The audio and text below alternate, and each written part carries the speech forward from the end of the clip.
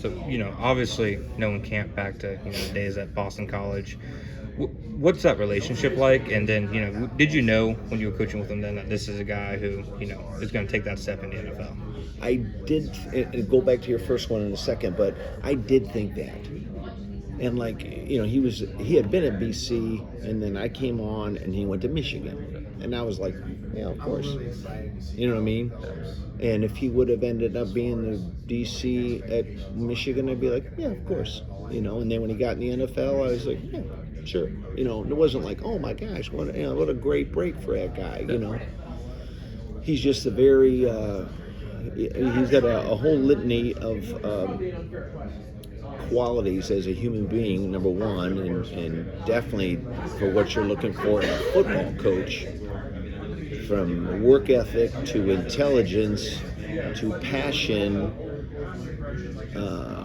and he's very demanding on the players, but very uplifting. He's not a nagging, negative guy at all. 100%. But he can get wound up, and the players recognize it. But in my mind, he does it, and even though he's probably not trying to, he's not that sophisticated that way, but it's inspiring. It's not like, oh my God, this guy's complaining again. He doesn't complain. He just tells the players what we need, and when he tells them, he's very passionate about it, and they understand that and they recognize it. Is that something players, you think, can kind of sense when the guy's being just his authentic self when he's, going about himself like that?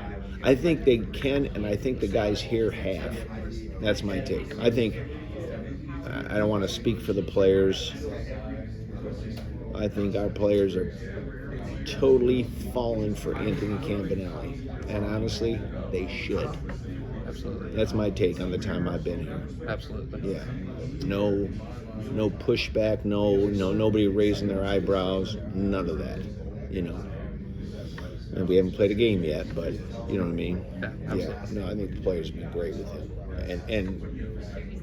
and then you would too if you were around him. It'd be very, very, very hard not to fall for it. He's just a very genuine guy. A few times we've talked to him, it's been awesome. Oh yeah, he is awesome. Fantastic. Yeah, absolutely. He's got a very great background. He's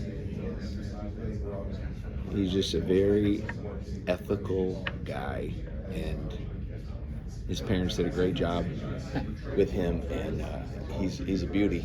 Coach Tony Wiggins, Hi, Tony. Jaguars. Hey, how you doing? Nice to see you. Quick, just overall football question. I've been around long enough. I grew up in the whole NFC East, right? Okay. I remember when the SEC games were 7-6, and in the Mountain West and out west it was 52-48, and people around here thought it was awful. Yeah. And then all of a sudden, the whole league, even Saban in Alabama, they're scoring 48 a game. Yeah. Right?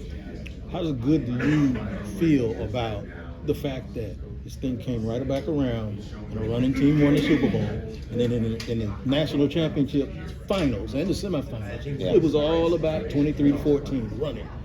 To see that come back around and have it emphasized, where you got two guys with 2,000 yards, how does it feel from a coaching standpoint? I think it makes me feel good, and I know, there are trends that come in and out of the game over years and decades and all that, and I know there's more than one way to do it. I know the way that you're describing how it's come back to. I think that's a good way to try to win football games. I think it is kind of an intelligent way to approach it, because it's ball control, it's clock management. You know what I mean? You're basically playing keep away and trying to shorten the game and not have to play 85 snaps during a game, but you're just trying to hang on to the ball, because they can't score if they don't have it. And so philosophically, at least, going way back to all of our backgrounds, that's how you're supposed to try to win the game. I mean, if the game is about blocking and tackling, the best way to let blocking and tackling be the most important thing is to run and stop the run. Yes, hand the ball off and make sure they don't run it down your throat. Well, Eagles fan told me Andy Reid finally, I said